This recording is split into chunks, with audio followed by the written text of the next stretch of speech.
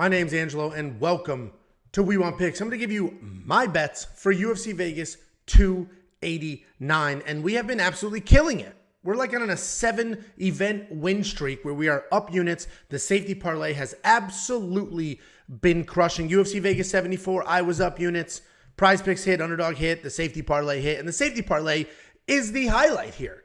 That's for premium members only. Premium memberships only $10 a month. You're going to unlock the entire world. We have more than anybody has ever offered in the history of a premium package. But the safety parlay is absolutely crushing. It is almost up 10 full units in 2023 alone.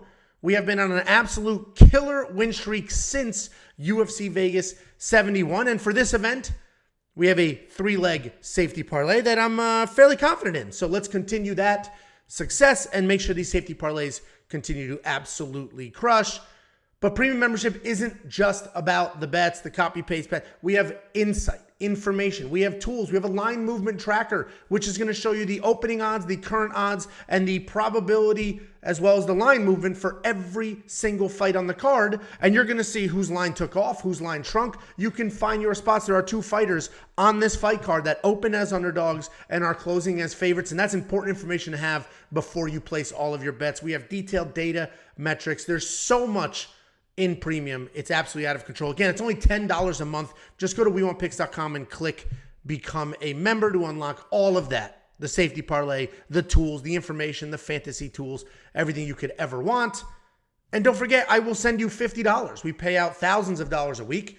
Just go to WeWantPicks.com/bets. We have 4 different sportsbook partners. Every single one of them offers their own bonuses, their own signups and stuff like that. Just go into there using our link, make an account, make a deposit, and we send you $50 as a thank you. It's affiliate marketing. They're going to pay me. They're going to say, hey, thanks for sending this guy over.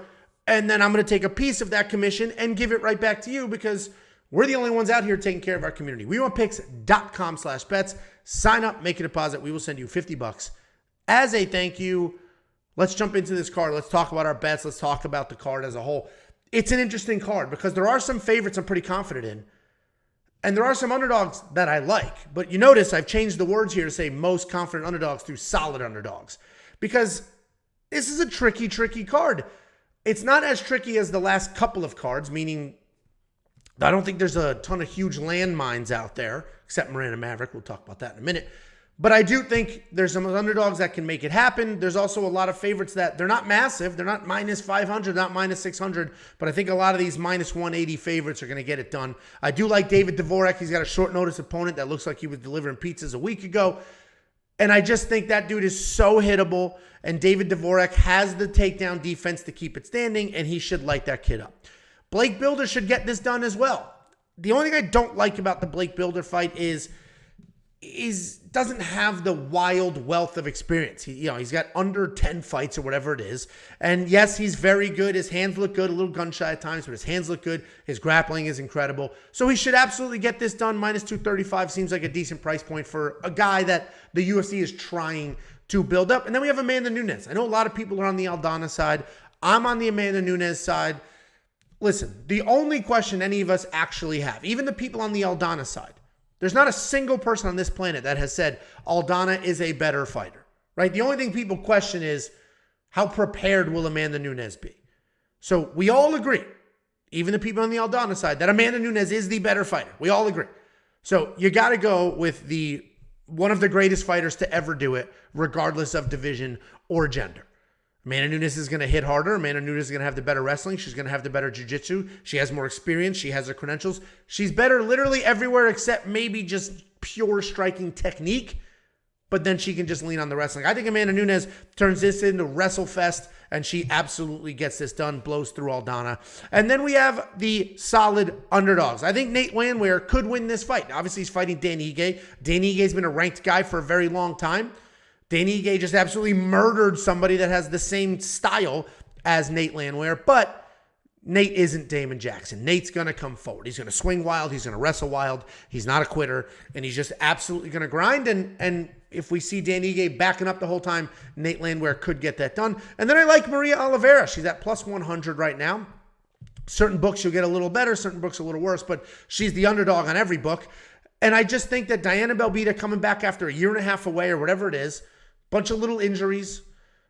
Yes, she's a busy striker, but she's got no real power. She's not really dangerous. Maria Oliveira has the power, is dangerous, also has the striking. And we watched Maria Oliveira in her last fight.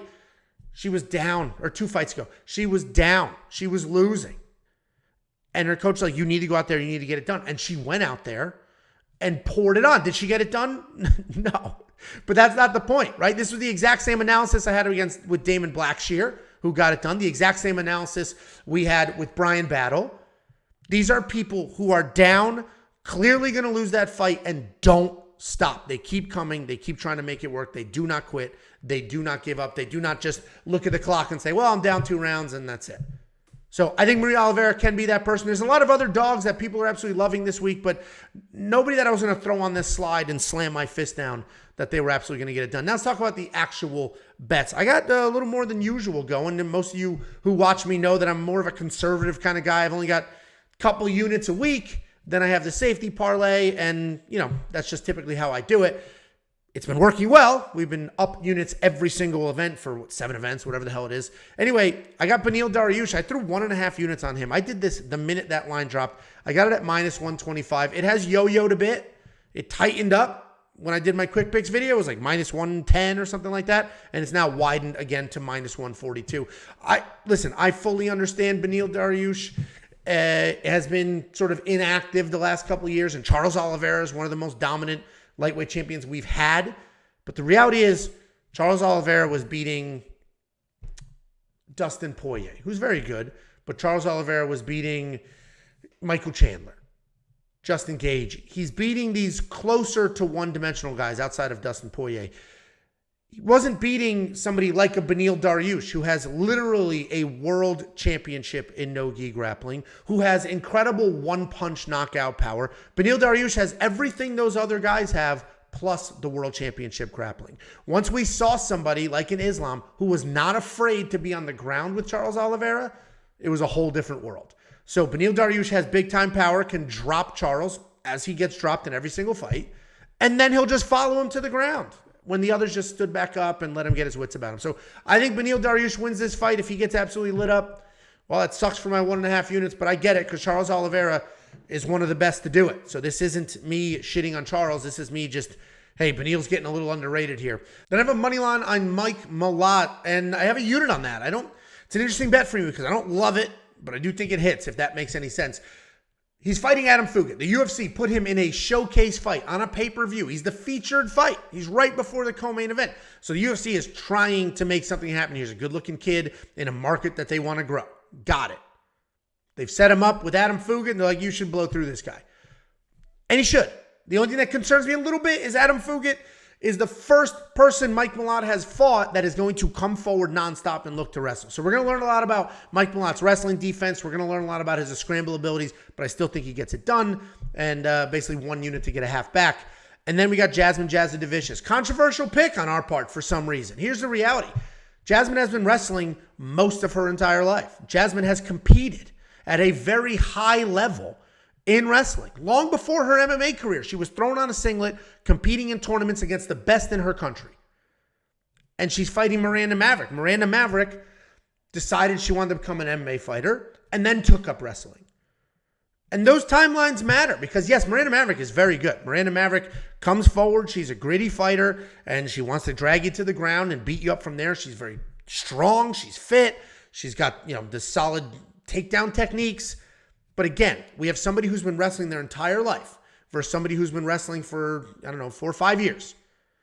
And the wrestling is what's going to determine the winner in this fight. Miranda Maverick is the better MMA fighter in this matchup. I don't know if that matters. So I threw a 1/4 unit on Jasmine at +250. And I just think that Jasmine is the one who's going to come forward and shoot the takedown. The last time we saw somebody do that with Miranda Maverick was Erin Blanchfield, and she just kept taking her down, kept dominating on the ground. Jasmine Jasudavicius is obviously not Erin Blanchfield, but she's a phenomenal wrestler, and I think that's going to be the difference. Only a 1/4 unit, but it is +250. You get a little bit of a discount on that now. Then I got 2 prop bets of the same prop bet, different people. I have wins inside the distance, decision, no action. All that means is if Eric Anders knocks out his opponent, Barol, Barriot, I get paid. If he submits him, I get paid. If he gets murdered, he gets absolutely beat on, but it goes to the judge's scorecard, I get a full refund. Same with Chris Curtis. If Chris Curtis knocks out Nasruddin Imavov, I get paid. If it goes to a decision, I get a refund. I actually fully expect a refund on both of these bets, but in these matchups, both of these guys are very durable. They're not easy guys to put out, and they are finishers. So this is a perfect spot for those bets. Basically even money, minus 105, plus 100. The odds have changed on that, but I think they're still decent. And then I have the round prop parlay. I have Jasmine and Maverick over 2.5, and then I got Belbita and Oliveira over 2.5. These are the two women fights that aren't the main event. These should absolutely go to a decision. Jasmine's super tough. Miranda Maverick, super tough. I don't see either one of them getting finished. Same with Belbita and Oliveira. The only one I'm actually worried about on here is Belbita. She's been out for a year and a half. Oliveira hits like a truck. That one actually scares me a little bit, but I got that at minus 133, is now minus 150, and I love those round prop parlays. Guys, premium membership, we're going to talk about Jacob's bets in 1 second. Premium membership unlocks the safety parlay, which has absolutely been killing it at a 74% win rate. You're not going to find anybody putting up parlays every single week hitting at a 74% win rate. You're just not going to, period. And it's at 9.8 units net profit. That means you got all your bet money back. And then on top of it, 9.8 units. If a unit for you is $100, you're basically up $1,000 if the only thing you ever did was pay us $10 for premium membership and then do the safety parlay. You'd be up $1,000 just copying one bet every single week in 2023 alone. This week is a 3-leg safety parlay, which should be very, very juicy. Let's talk about Jacob's bets. Jacob has more than 15 total units, and I am filming this before the strike line props and the takedown props drop. So this is going to flex up, I'm sure. Here's a quick sample. He's got Chris Curtis, money line. That is his lock of the week. Marc-Andre Barreau, money line. Malat Fugit, under 2.5, minus 245, bit juice, but he threw 1.5 units on that. And then he threw a flyer on Amanda Nunes to win by submission at plus 500. Guys, he's got 11 more units right now this minute up there for premium members. So sign up now, unlock premium membership. It's only $10 a month at WeWantPicks.com. Just click the join button. And don't forget, I will send you $50. $50 to anybody. You don't need to be a member. You don't need to be anything. Just go to WeWantPicks.com/bets. Sign up with any one of our betting partners using our links, and I will send you $50 as a thank you. They're going to pay me. I'm going to slice off a piece of that, send it right back to you. WeWantPicks.com/bets. Sign up, make a deposit. I will send you $50.